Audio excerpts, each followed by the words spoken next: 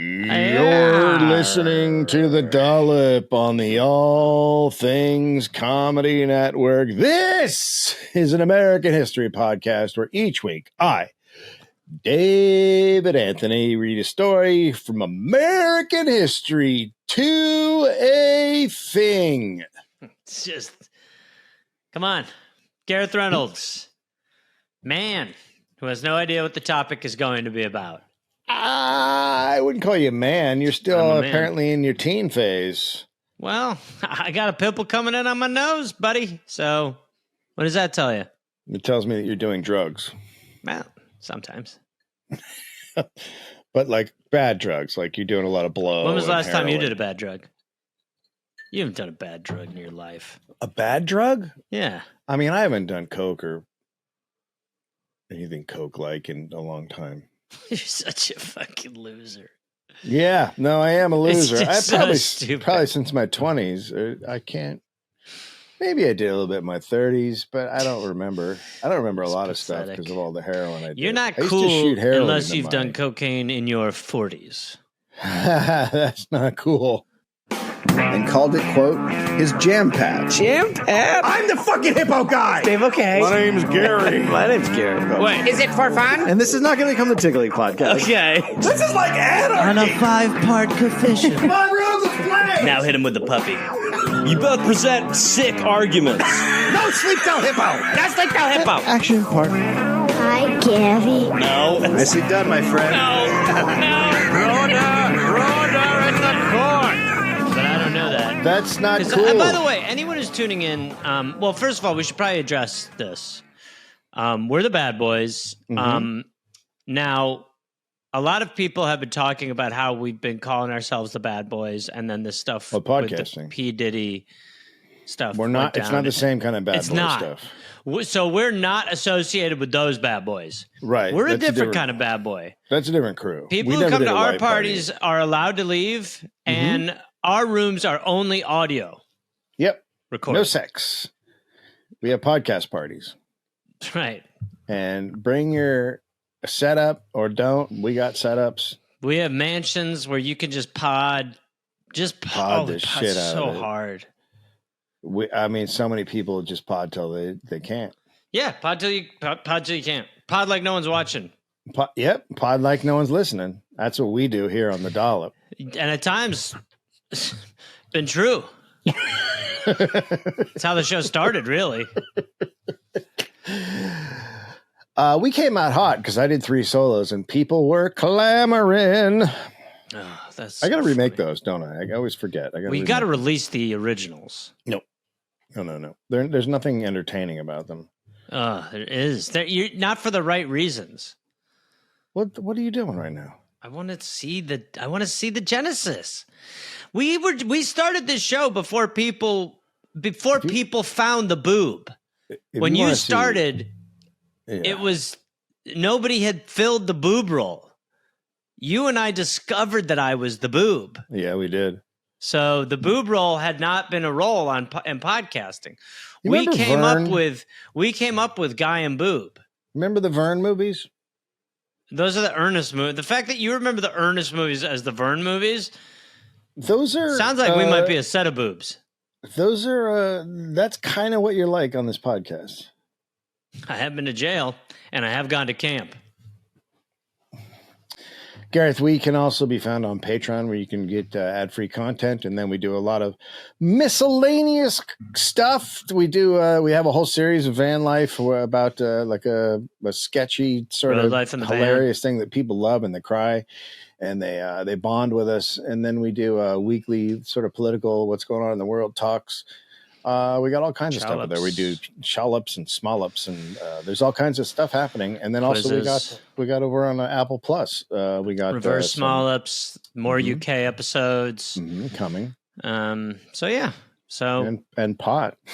Yeah, get some pot. It's a podcast. Sign up over there. You can get a little bit of pot. And we have the pastimes, which is by the way. Did you know Burns, who helps with the research of the pastimes, if we don't finish a paper, he takes those articles to Corey and Trey's podcast. What the fuck? Did you know he's doing that? What the fuck? Yeah, he's fucking selling. He's I selling didn't our even know he seeds, was man. working He's for- selling the I didn't- stems. He's taking our used bags, man, and he's putting the stems and seeds and giving them to Corey and Trey, man. Well, I don't know if he's listening to this, but Burns, you're fired. Only way we'll know if he listens is if he stops working on our Drop behalf. off your keys. Yep. Just put them in the mailbox. Thank you. Gareth, are you ready? You ready for some dolloping? I'm excited. People are mad. It's been 5 minutes. May Good stuff, though. It's 5th, been entertaining. 1864. Who gives a shit? Let's get Right into after Kennedy was shot. it. Huh? Kennedy was shot in 1863, if I recall correctly. Okay. 2 boobs. Right. Bob Franklin. 2 boobs, Stan. 1 pod. I'm talking about Stan Kennedy. Elizabeth Jane Cochran was born in Mills, Is Pennsylvania. this the story of the cock ring? You know what? We're trying to elevate. I know we're the I bad know. boys, but also that's low. It's a little too low for even the bad boys. I strive to do better. You're trying too hard. All right. Was born in Mills, Pennsylvania, to Mary Jane and Michael Cochran. Is this about the cock ring? Well-respected family of Irish immigrants. Okay. Michael was That's a rare. successful blacksmith, and then he started making property investments, as blacksmiths will do. Mm-hmm. They're known to do. Sure. So they're a very comfortable family. They're doing well. They're living Okay. large, as they Sure. say, for Pennsylvania at the time. Sure. And then such a respected man, the dad was elected to be a county judge. Okay. Did He he hold a became grudge? then... It's just All right, what are we going to do? Is this what the I'm podcast doing is some going to Paul be? McCartney stuff. Look, I'm hey. You're phoning it in. Hey. You're not even trying right now. Hey. You're hearing bringing words and the you're doing like similar words, or you're doing like rhymes, I'm and bringing that's the not heat. who we are. There's no heat happening. Can I be honest? The show was better when it was just you. That's true.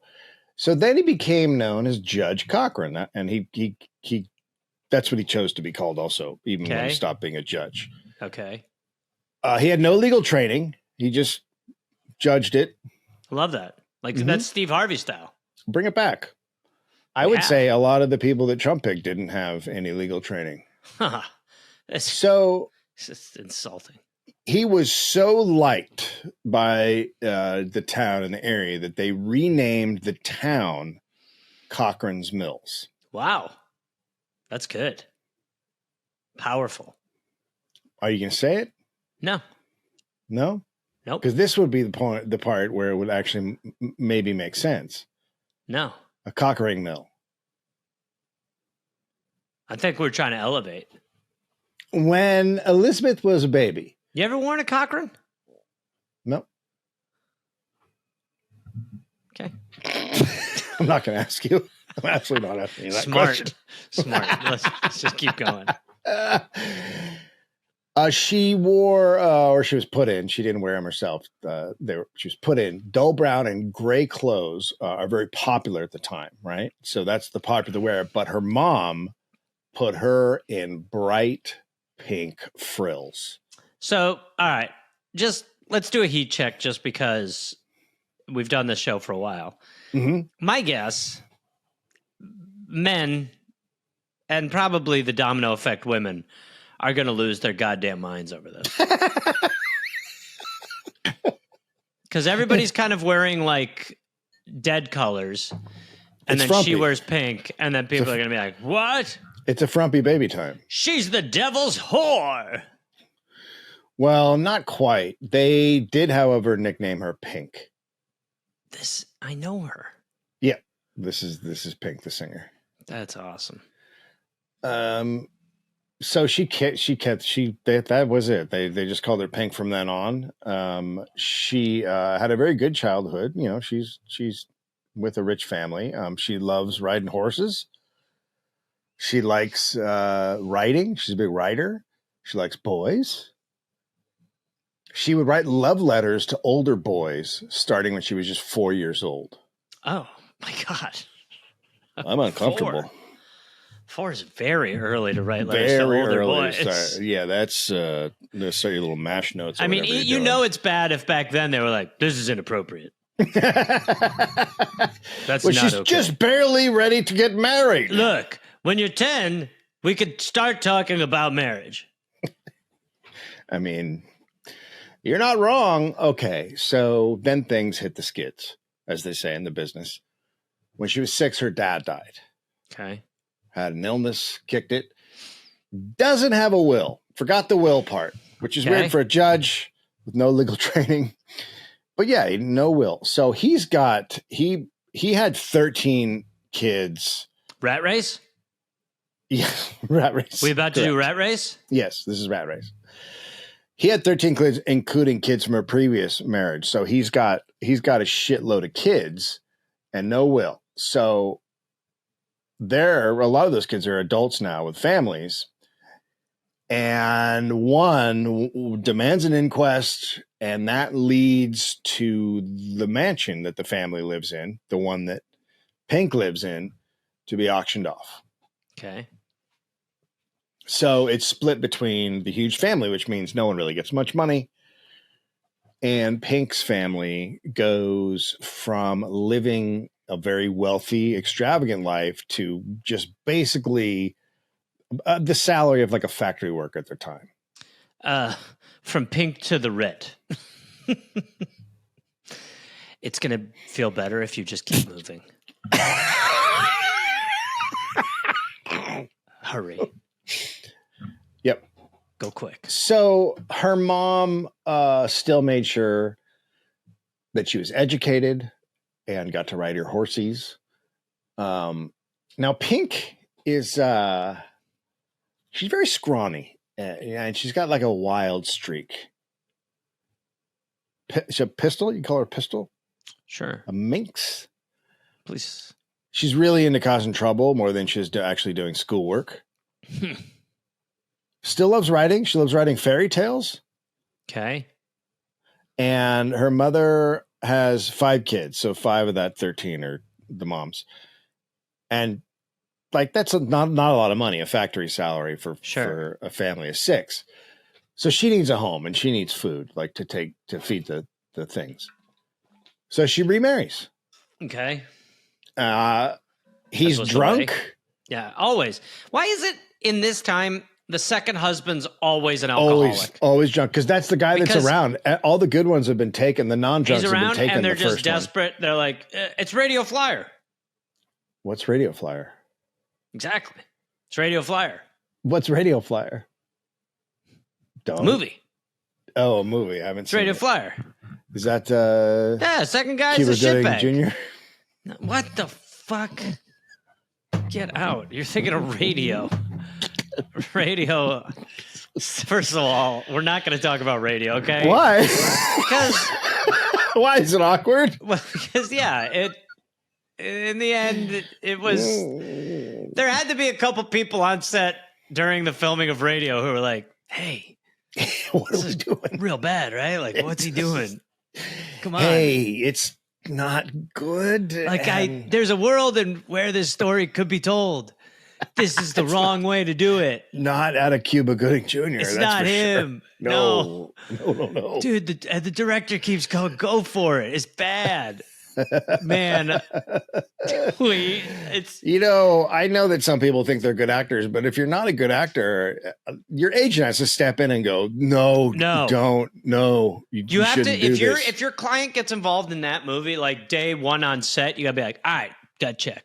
We're pulling you. Nope. We're not doing this. I am 49% of me wants to put on the preview for Radio, but thankfully the majority's taken me. Between that and the other sister, they're the two greats. No. Didn't Rosie O'Donnell do one also? Riding on the Bus with My Sister. Oh, now shit. that there should be an Oscar for the biggest whoopsie in that direction. Yeah. Yep. And Rosie wins. Yeah. For sure. Cuba's there and he's like, man, thank God Rosie did that, because Radio's bad news. But Rosie, Like Rosie's is. I mean, the thing to do would be have like a rent out a theater and have a movie day of just all those movies. No, that's not the thing to do. Just make everybody feel really uncomfortable. Just to be like, look, like that's the thing. It's like I think Hollywood, when it sniffs its own ass, is just like we're making important. Yeah, go watch those movies. Yeah, go watch those. You think those movies help anything? No, yeah. Was any cause pushed forward? Oscar causes. No. Nobody went. Has anybody ever won an Oscar for one of those? Yes. Rain Man. Well, I mean, now we're getting into Tropic Thunder territory, but yes. But that again was not. It wasn't. They weren't like go all the way. Yeah. Like Sean Penn, I Am Sam went all the way. Oh yeah. You know, but again, he's a great actor. It's still not like when you look at the way things are now. Like, you know, Bryan Cranston was. People come under fire for playing. Like Bryan Cranston came under fire for playing a paralyzed guy. Like we have this whole new prism in which we kind of view this. Yeah. And when you look back on the 20 years prior, you know, some people are like, you know, we've overcorrected. Go watch those movies and tell me we've overcorrected. There's some of this lesson needed to be taught.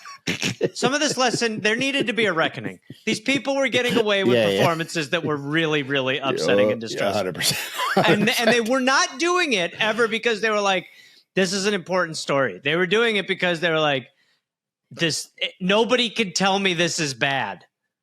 Yeah. Oh, Mickey Rooney did one. I don't even want to know what that looked like. Bill. I don't. We need to get back into the story right now. This story has nothing to do with that. So the second dad is an alcoholic. Yeah, second dad's an alcoholic. He's also violent, if you can imagine that at the time. He once pulled out a gun in the house and pointed it at one of Pink's brothers. Another time, they were at a church celebration, and he didn't want to go, and the wife made him go, so he was upset. And at the church celebration, he pulled out a gun and pointed it at Mary Jane and said he'd shoot, quote, if she were the last woman on earth. That's a new way to use that. That's a new way to use it. And you know what? I'm going to give him props. Message. We don't need. But I'm going to give him props for using the phrase. It's a twist on the phrase. I think usually he's just drunk. But usually the phrase it's is banging or like marrying or like if I wouldn't go near you if you're the last person. But he's saying if you were the last person, I would kill you. I guess it is double insulting. It is. It is. Oh God, we only have each other. Be like, boom, wrong. Just me. So she runs and hides from him. And then a few months later, they're having a dinner, and he loses it during the dinner, and then he spends the entire night and part of the next morning just destroying the house. He's smashing furniture. He's smashing all the dishes, smashing everything, throwing clothes in the mud. Look, good Lord. Now he's really running out of stuff. He's gassing himself out. He's in the mud with my shawl. Punching holes in the walls. He's just punching the walls at this point. This is Is this the story of the escape room? Yes. This is the first escape room. At some point, he picks up a bone from the dinner and throws it at Mary Jane, and she catches it and throws it back. Like that. So he pulls out his gun and points it at her. Well, that's an escalation. That's an escalation. Apparently always had the gun. That's an escalation. She runs out of the house to neighbors and she's safe and he can't get to her there. So then he goes and nails all the doors and windows in the house shut. So this is one of those things where when you started it, I was like, this will be over pretty quickly. But I guess when I think about the time frame, all night into the morning. Yeah. So now he's nailing any way out shut. Any so way now in. She's out. He can't leave. Yeah. Okay. Well, he leaves one window on the second floor open, and then he uses that with a ladder to go in and out. So he's basically saying, you do not You're not allowed to come in this place anymore. Yeah, I live here now. I live here. And by the way, the value of the property has gone down. Got way down. It's really. I made some really weird changes. Yeah, I took out one of the walls with my hand. It made some. The redecorating. It's not like great. when you're next door. Like God, it's just. I think it finally. Oh, I think he left one. Oh, there's a ladder coming. I think he's coming to the store. Oh, I think he's going back up the ladder with food. Now he's going back up the ladder with 2 bags of food. Huh. So I'm not. I feel like this apology is not coming. He's really doubled down. It feels like the marriage is really having a hard time here. This is one of those when people say marriages work. This is like one of the times. No, he's kind of dead ended. Yeah. I mean, there's just one. There's one entry point, and it's a window that only he has a ladder to. Right, and look at that. He pulled it up after he went in. Yeah, no, he did that earlier. Well, so I feel like. I kind of feel like he's not going to start to realize that he was the wrong one. I don't think he is. Oh, he's pointing the gun out the window now. Okay. Oh, he shot the ladder. Oh, finally. That's strange. So Mary Jane and the kids rent another place. Okay. Because what choice did they have? Because he's living like a squirrel. Yeah, he's completely. He's got full squirrel. Yeah, he shut there's everything. Yeah. So she files for a divorce, and at that time, divorce is rare, right? Right. So in the county that they live in, there's only been 84 divorces in 10 years. Wow. So they have to have a whole court thing. And hers has to be the most acceptable. Like you would think so. Like everybody in the neighborhood's like, well, yeah, no, he only left a window, and he's the only one with the rope ladder. And the church people will be like, right, so he pulled a gun out at the church thing. He's done that a lot lately. So Pink ends up testifying for her mom. She testifies about the violence and said that he would call her mom a whore and a bitch. And then neighbors testified of all the violence and stuff, the crazy stuff they saw. So the divorce is granted. If you can, I was waiting for it to not to be. You literally just have to go. Well, is that true? Have you nailed every window and door shut except for the second floor window, which you have a Your ladder? Honor, yes. I am squirreling, so it's actually got nothing to do with them. I'm squirreling it up. What about when she says the reason why you did this is because she caught a bone you threw at her and you threw it back, and then she threw it back at you and we were boning. You've heard of boning? Okay. We were just boning. Okay. Boning in the boneyard is what some people call it. We should have seen that coming, but yeah. Where are you living now, sir? I'm still in the squirrel hole. The house. I made a nest. The house that you shared with. Well, yeah. I mean, some people call it house, but it's more squirrely. Is it true that there's just one window you can get in and out of? Yep, up top. Yep. Okay, yeah. That's for just in case. Right. Okay, well, I'm gonna grant the divorce, obviously. No, I love her. I don't think you... I've shown so many different ways. No, you're on the hook. When she makes me angry, I pull a gun and I point it at her face. And if I didn't love her, would I do that? You would not do that if you loved her. No, it wouldn't bother me. Sir, we're living Radio Flyer. Radio? Like the Cuba? No. I'm not doing that. Okay. Okay. No.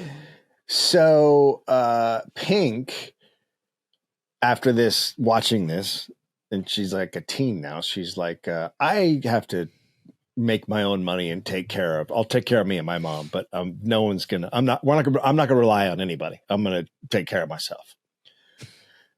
So she goes to the state normal school, to become a teacher. That's called the normal school? Yeah, we've talked about this. Yeah, they're called normal schools. At some point they dropped that because it just sounds crazy. Weird. Yep. Sounds weird.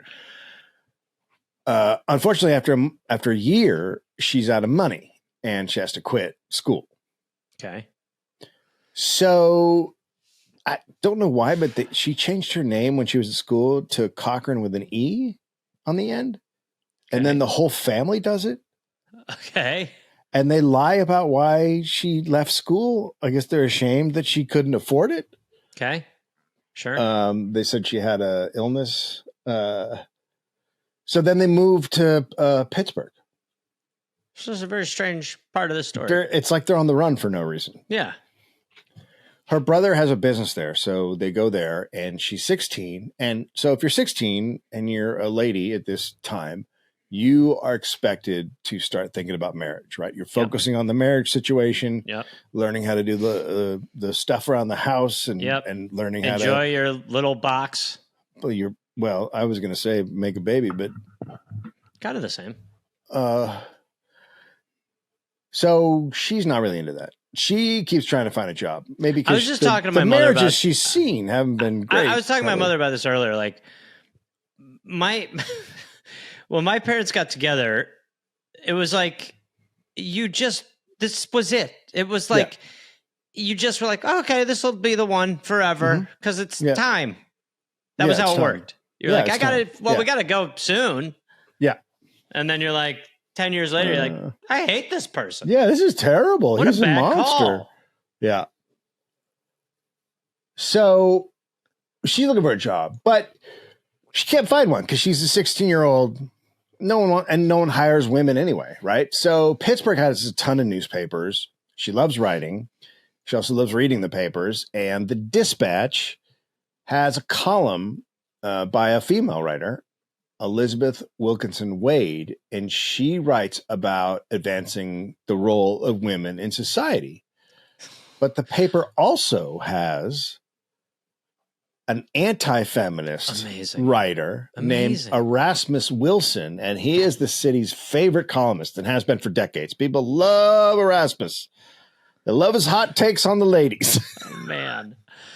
So it's so absurd to like... Because you hear that first part and you're like, wow, that's so progressive. And then you hear the second part where it's probably just for him to be like, ma'am, stop writing. Oh, my God. Ladies, enough. Am I right? For the last time, the non-penis should not have a shot. Why would you give him that? What are you talking about? So for weeks in 1885, he keeps writing about a woman's place.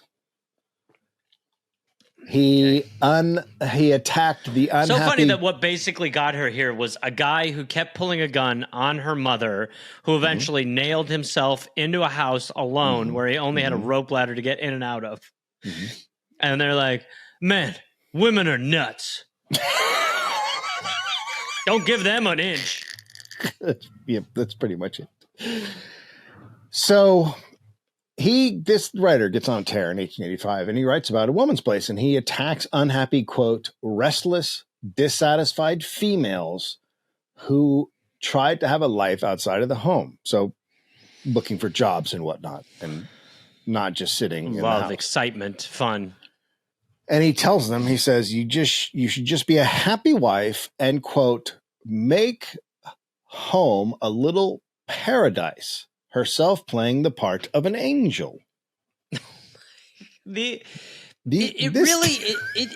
so crazy to sort of now having watched this entire experiment play out and what's changed and what's become better because of it. The like fragile in power white guy ego is so. It's just like. Don't let him leave the house. Like, that's a crazy thing to just be like, then they'll start to not want you. That's exactly right. Don't let them, if they go outside. It's basically what I do with my cat. Where I'm like, if my cat goes outside, it becomes a lot more dangerous. He's going to want to go out at weird hours. Like, they're just like, no, she's not allowed. Don't let her go outside. Where are you going, honey? I don't think, no. Yeah, it's these pretty dishes could be washed. He said a woman's place in life is, quote, defined and located by a single word, home. And what about you? I'll go anywhere I want. I'm very good at this. I'm going to a bar. I go to a bar. Me and my friends are going to drink a thing that makes us really stupid. So So women Sorry, don't I was like. out so late, honey. Barry and I we got drunk and tried to suck a horse's dick. Ended up sucking each other, but that's the you way would it goes. not fare well out there with your tiny lady brain. You'd be like a bird out there, Oh, it'd be running bad. just flying into buildings. It'd be bad. Yeah. It'd be bad. You try to run through a wall. Yeah. Oh, Stay here. In the house. Could I have something hot for my stomach? No. Oh. So all these women start writing in, right? And they're not into it. And he's attacking women like Pink. Yeah, right. And he at one point wondered if the U.S. so he keeps writing. He would wonder if the U.S. would have to copy China, where they, quote, kill girl babies or sell them as slaves because they can make no good use of them.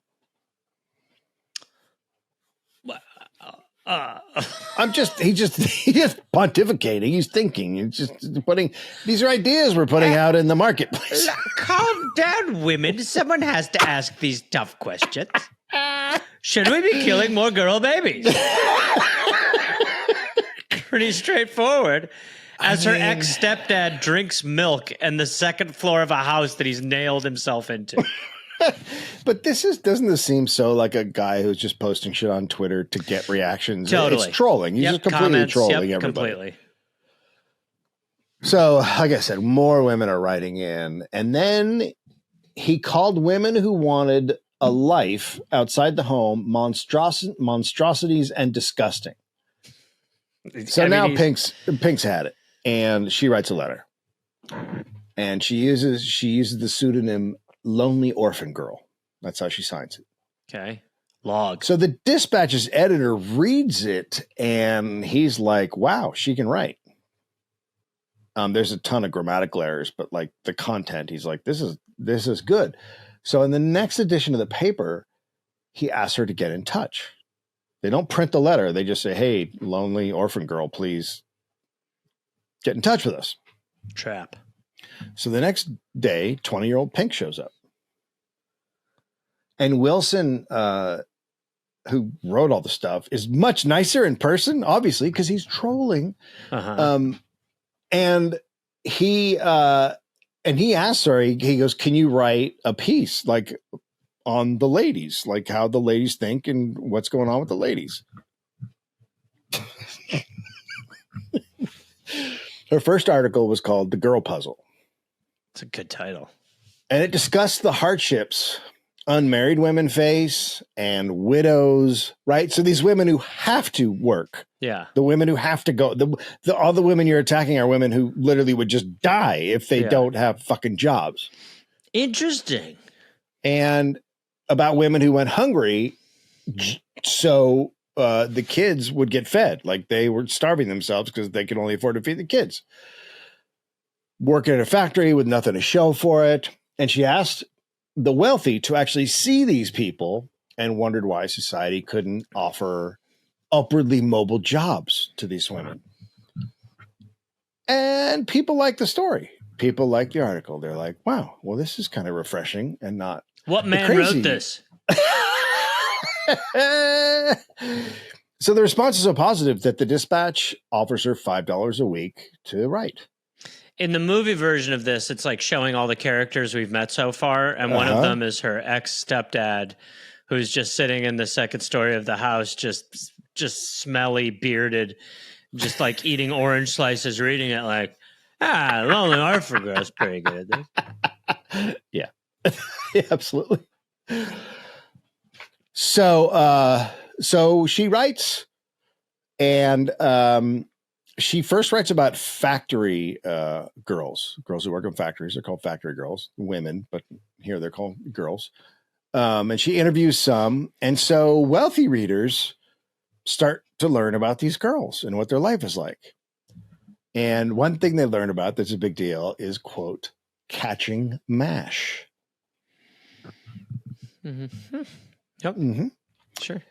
That means meeting a guy on a streetcar, then going for a drink, and then having sex. Excuse me? Yeah. Ladies enjoying sex. Mashing. This is what we were worried about. This is why they can't leave their yard. One called herself a, quote, man masher. Oh, my God. Yeah. So this is salacious. Yes. She asked the girl about her reputation, and the girl said, quote, I don't think I've ever had one to risk. I work hard all day, week after week, for a pittance. I go home at night, tired of labor and longing for something new, anything, good or bad, and to break the monotony of my existence, no one cares what becomes of me. I mean, there, definitely at the time, guys were like, this is the hottest thing I've ever read. Everyone's like, where do the factory girls go? Where do they go? Her into mashing. But it's just like, yeah, it's a take of a world that probably never had light shown on it. You know, it's free. Fucking. Yeah. And it's fun. Yeah, it's free and fun. I got to make 2 phone calls quickly. So she's there. She's saying, there's nothing in my life I can't get ahead, so I'm banging. Yep. And good for her. Get some head. Pink's writing strikes a chord with people. Like I said, her spelling and grammar is terrible. She's terrible with that stuff. But she's asking the right questions. She's writing with empathy. She's opening up a world that people haven't seen, right? This hidden class of people that like no one, all the wealthy paper readers have no idea. So it's also considered to be inappropriate at this time for a female reporter to use her actual name. So the paper gives her a fake one. It doesn't. Why doesn't it just go with Lonely Orphan Girl? I can't wait to find out what this is.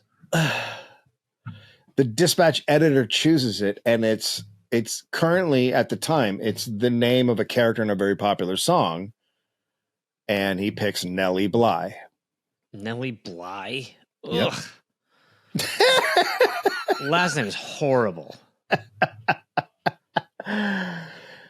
So the Factory series is 8 parts, and it finally ends. People absolutely love it.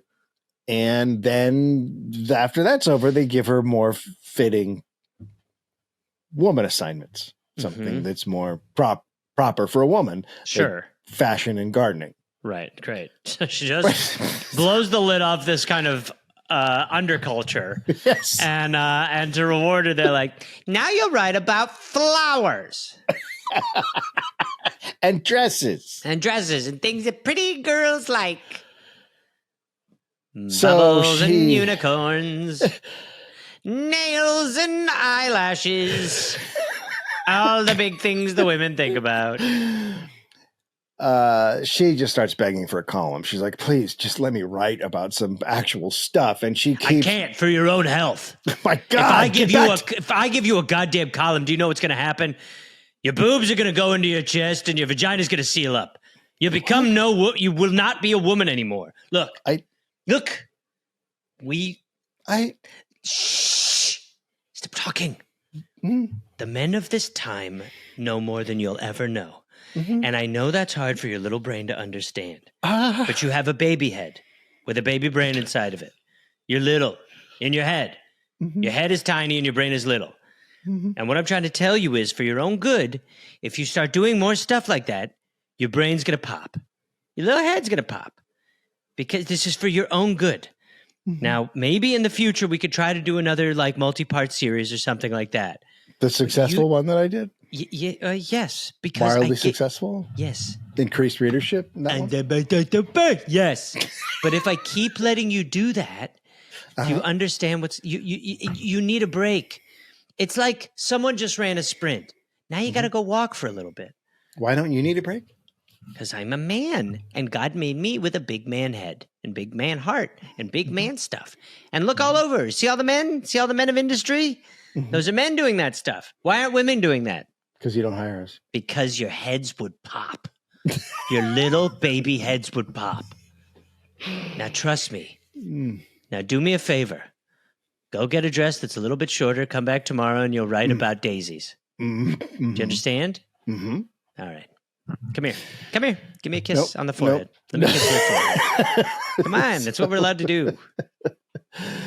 So she just keeps pushing for a column, and they finally give in, and they go, fine, you can have a column. So she writes about poor working women and what they're going through and why they were like that and all that stuff. And then that leads to other papers in print, other columnists arguing with her about, dudes arguing with her about what women are like. So now they're like, okay, you're arguing with everybody in other papers. So they put her back on the fashion beat. We're like, well, we gave you a chance. You're wrong because all the men are saying you're wrong. So she quits. Good. She's like, all right, later. But she doesn't get another job. And a few months later, she comes back.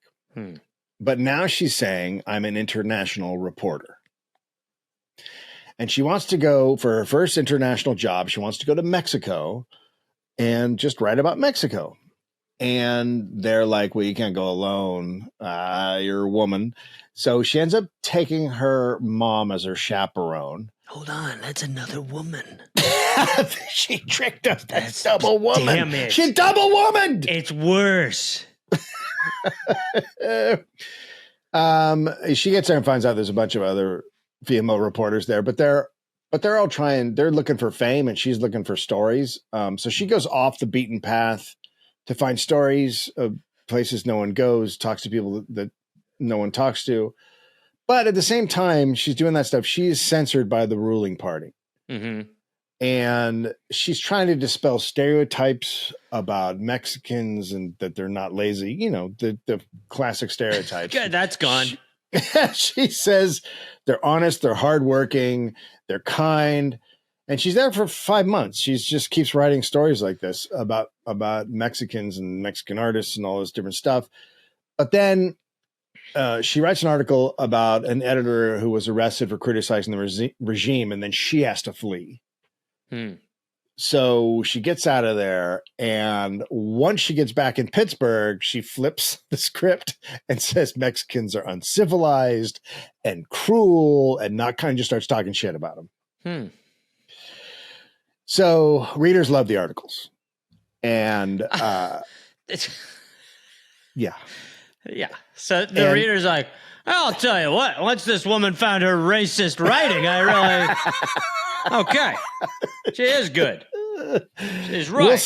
Wilson, the anti-feminist guy, is only upset that he had to correct her grammatically bad copy, right? Yeah. So she is put back on the society beat. Right. Lady stuff. Yep. And then 3 months later, one day she just doesn't come to work. And Wilson finds a note that says, what quote, we're afraid of. I am off for New York. Look out for me, Bly. So she's done. She's going to the big city. She's going to make it in the big city. She thought she'd find work really easily based on what she had done with her stories. But after months in New York, she's got nothing. This is me in LA. This is me. I'm like, everyone get ready. I'll be on NBC within a month. 5 years later, I was like, what kind of Batman? Do you want the entertaining Batman, or are you looking for the... Like, I'd like to do a bit of a jokey Batman. Yeah. What kind of party does Gus want to have?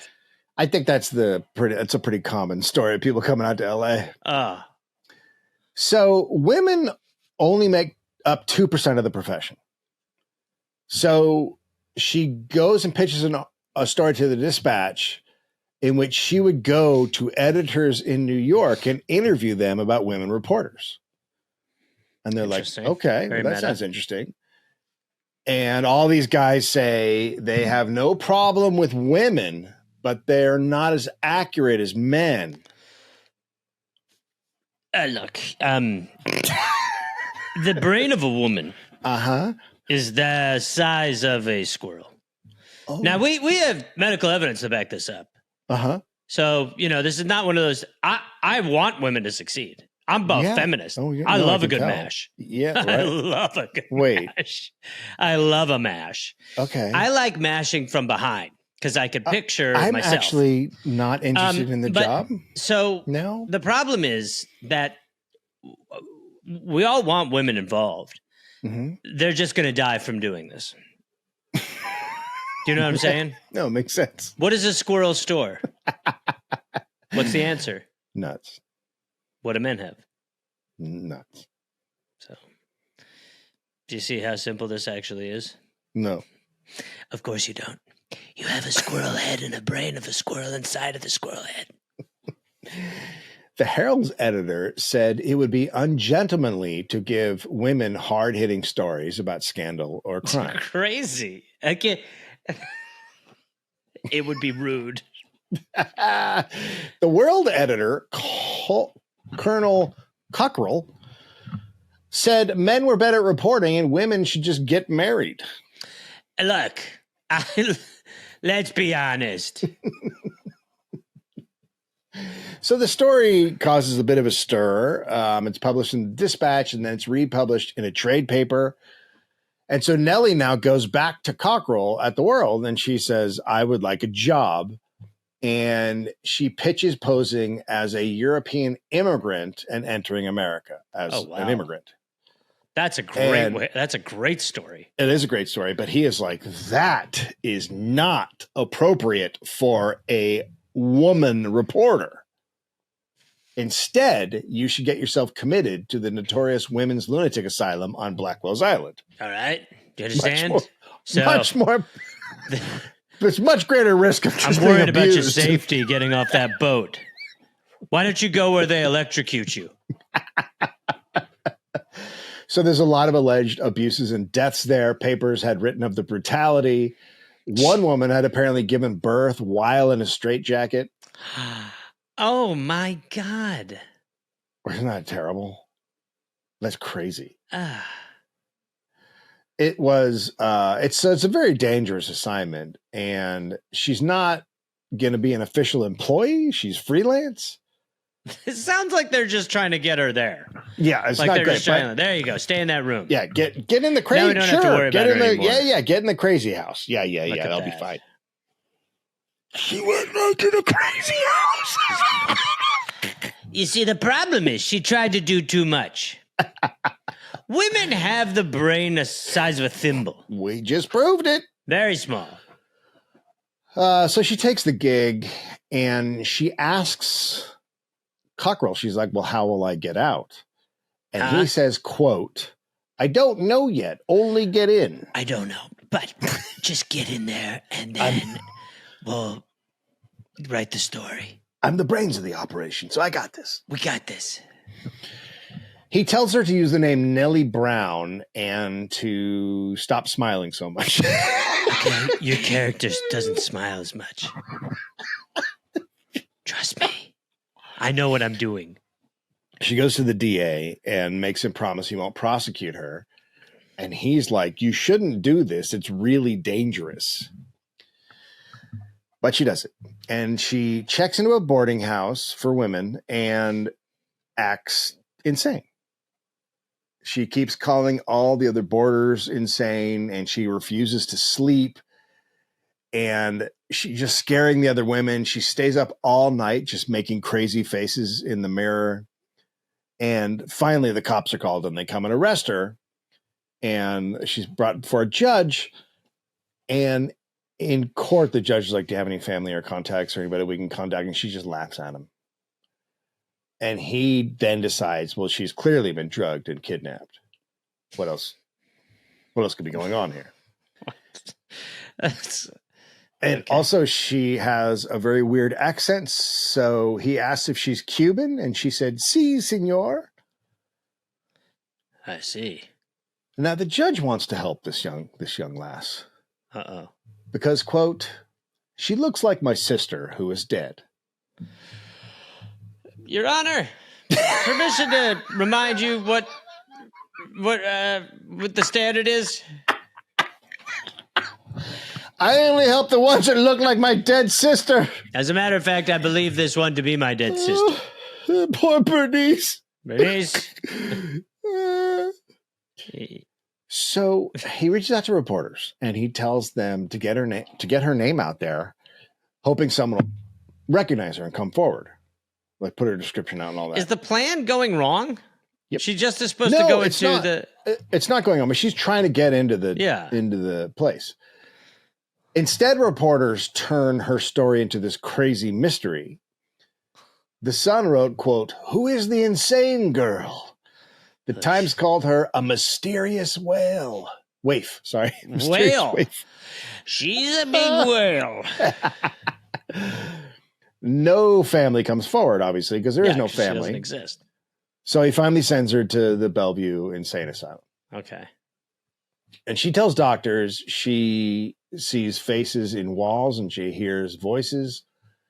And doctors conclude she, quote, had softening of the brain. What did I tell you? Medical. She got a baby brain. She's got a pudding head. Gee, well, you were right. I mean, I was never laughed out of the room, but people said I was being harsh. Now that you put it that way, look at where she ended up. You are completely correct. Do you understand? Yeah. She's got mud head. Yeah, no, you said it. And she's got a bunch of. She does have mud head. She's got nothing inside of that noggin. It's very soft. Now, if she had stayed in the home and just washed the pots, well, I think she'd be fine. No, you make a really good point. My wife left. Oh, Jesus, here we go. No, it's not. No, it is. No, it's irrelevant. Okay.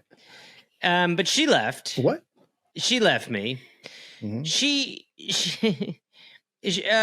She felt that I wasn't understanding, which is a big problem in the brain of a woman. Oh, okay. The second you start to point out the flaws, they think you're attacking them. I feel like you should just not talk anymore. You know? I have so many things to say. You should. And they're mainly about women's heads.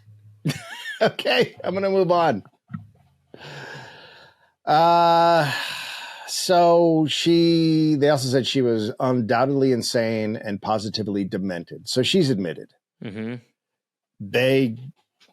She gets in there, they immediately strip search her. They douse her with freezing cold water. She has to sit on hard benches from 6 a.m. to 8 p.m. without talking or moving. I'm not sure what I guess I've really romanticized the way they used to take care of the mentally infirmed. Oh, it used to be terrible. No books. She can't read, nothing. Just raw dogging it there on the bench. Yep.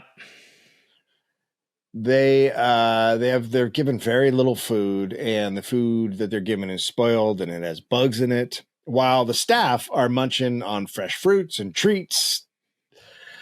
The staff also have very thick, warm clothes, while the patients are in very thin dresses and freezing. And then nurses beat them with broom handles. They choked them. They gave them black eyes. They screamed. They'd at them. They'd spit in their face for no reason. They're just being abused. Just because. And then her editor's sitting there like, I wonder whatever happened to that reporter. Did she get that? Did she get in? I never got a note from her. She was going to go somewhere. What the hell was it? God damn it. Oh, boy. Man, she'll be back. Let's go get some food. I'd love tuna. Is that a new one? Is that I'm on a tuna thing. Have you ever eaten only tuna? No. Oh, it's great. The tuna diet? Oh, tuna's just the only thing I'll eat. You should try it. That's the smell. There's an odor. But I can't smell it, is what I'm told. Only everybody else can. It also explains why there are 47 cats in here. Mm-hmm. Yeah, no, I'm pretty much tuna only. So that's kind of what I'm doing. Yep. Chicken of the me. Hey, yeah, no, and I'll tell you what, my pee, it never been chunkier. Stop. What? My God, stop talking. No. I'm just saying. Dear God, please stop talking. Okay, but I'm just recommending this diet. Dear God, please. I'm just telling people the upside. There's no upside. Oh, absolutely. Oh, yeah. It's like bullets are coming out of your pee. Stop it. And let me tell you a little something about my sweat. Bad boys of podcasting. Yeah. So they would talk to women who had the nurses. They would talk to women who had mental issues, like actual people who were there for a reason. And they would like whisper in their ear that like, he's a devil, like be saying that about a doctor. So then the patient would then freak out and attack the doctor. And then the nurses could then abuse the patients more because they just attack someone. So it was a whole really cool thing. It's Abu Ghraib. There were 2 towels in 1 tub for 50 patients. 2 towels? And 1 tub. I mean, it's all bad. That's all off. And that included patients that had skin eruptions. Skin eruptions? Tuna? 2 towels is not a lot of towels. 2 towels It's after shocking... 2 people. After 2 people, it's not a towel anymore. It's just a wet thing. Jesus Christ. That's crazy. There were other sane women there, like Nellie. Some of them were immigrant women who didn't speak English and just got tossed in there. She's crazy. One woman had asked if she could be put in the poorhouse because she had no money, but instead they brought her to the insane asylum. Fuck. There's a woman named Tilly, and her friends were supposed to bring her to a convalescent home, but instead they brought her here. Oh my God. So one woman was committed by her husband because she had, he said she was attracted to other men. He just said that. What a fucking piece of shit. And they were like, oh yeah. Okay. Yeah. Well, bring her in. Wonder what's going on. You're gorgeous. So Nellie immediately behaved normal once she got inside. She's like, okay, I'm in. Really no dropping benefit to doing that. Yeah. She can see everything. But they kept her locked up. Yeah. It was a prison for women the world really just had no place for. Quote, a human rat trap, easy to get in, but once there, impossible to get out. And after 10 days, the world gets her out. Not sure how, they like vouched for her or something, but they got her out. Right. She said she left the women behind to, quote, a fate worse than death. Oh, man.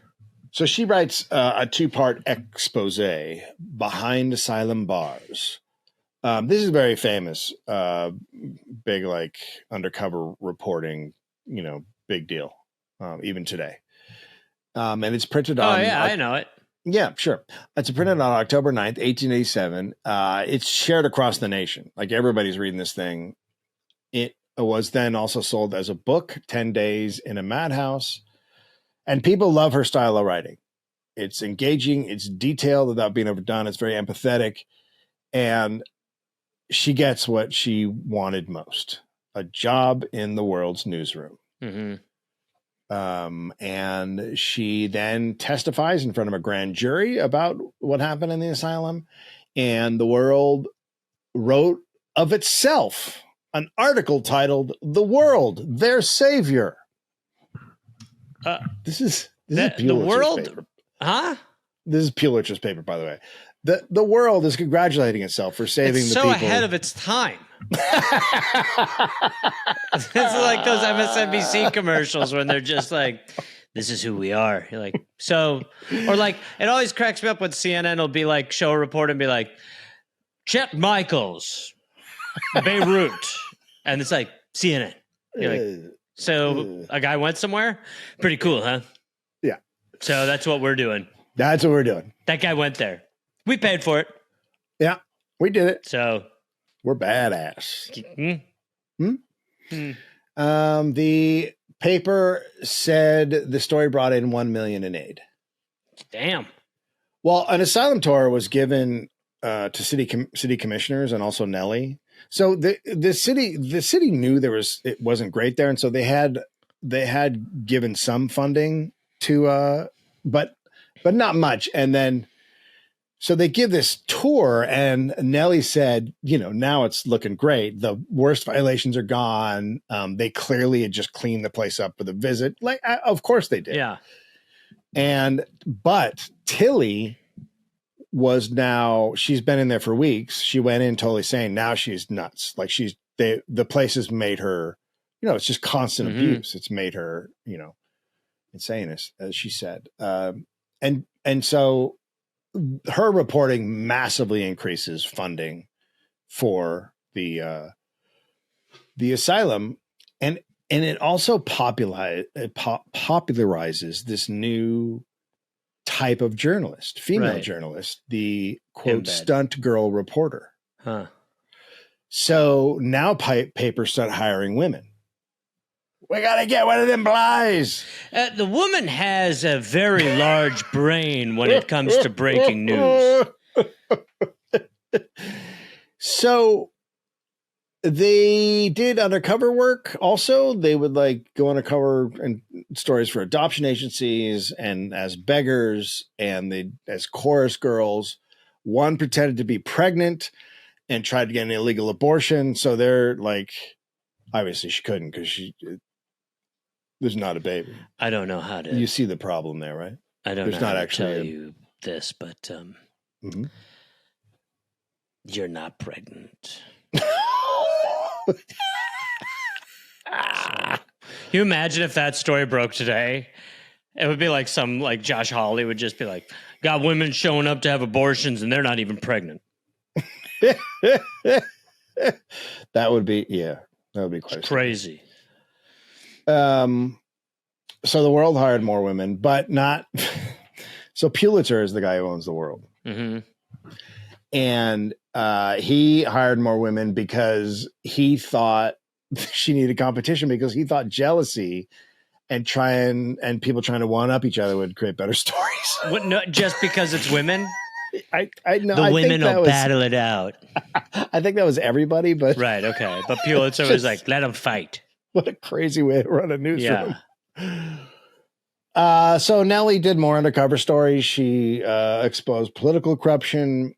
She got arrested to write about unscrupulous lawyers, on and on, just a bunch of different stuff. She also became known for her interviews, which were interviews at the time were derided. Like, people thought it was too invasive, but she did them really well, and people really liked them. She interviewed at every alive ex-first lady, and she just interviewed a ton of people.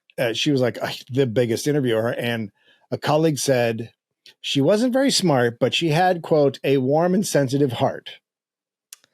It sounds like she's pretty smart. Yeah, she's clearly smart. Yeah. What a prick.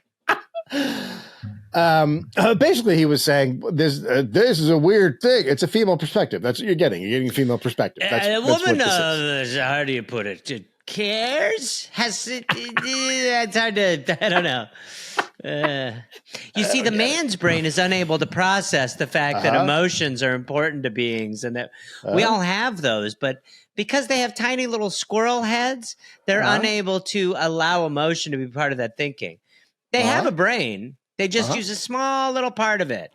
Like, even the way you're looking at me right now, it's sort of this empty look. Yeah, go ahead. Fuck. There better be more to that sentence. Can I fuck? No. See, right now what happened is his little he's processing intimidation as attraction. I like. Yes, he doesn't know what to do. He's probably not even attracted to me. He's so intimidated by me, he doesn't really know how to experience this properly. And it's because the way he's kind of nodding and still sort of talking, you can tell that he thinks he understands what's going on, but he has no clue what I'm actually talking about. I like it. Yeah, so he thinks it's going sexual because, again, he, in his head, he is unable to figure out that what he's really feeling is intimidation. That's why he keeps winking. He wants me. We don't. But deep down, he doesn't. We don't have pictures yet, but want me to draw you my dick? Yes. So he's just sort of he's grasping at straws. But it's a page 1 dick. See, he's saying things that are pretty pathetic, honestly. But this is the way he'll cope, and he'll get there, but it's just going to take a lot of time. It's just like a chimp learning that if he touches a live wire, it'll shock him. He's sort of dancing to and fro because he's just, again, his head has something in it, but it's not the stuff that most people should have in it. You want it? No. I'm, again, telling you very clearly, I'm not into it. This is an interview, right? The tuna smell is the thing that I guess none of us expected. It's chunky. Yeah, it is a chunky smell. So 17 years earlier, the novel Around the World in 80 Days had been written. Uh-oh. And it had a character circling the globe in record time. Now, that's a novel. That's fiction. But Nellie says she thinks she can beat the fictional character Around the World and do it in under 75 days. So they were like, yeah, only a man can do that. You'll drown. Mostly because men could pack light. Yeah. Oh my God. Oh, wow.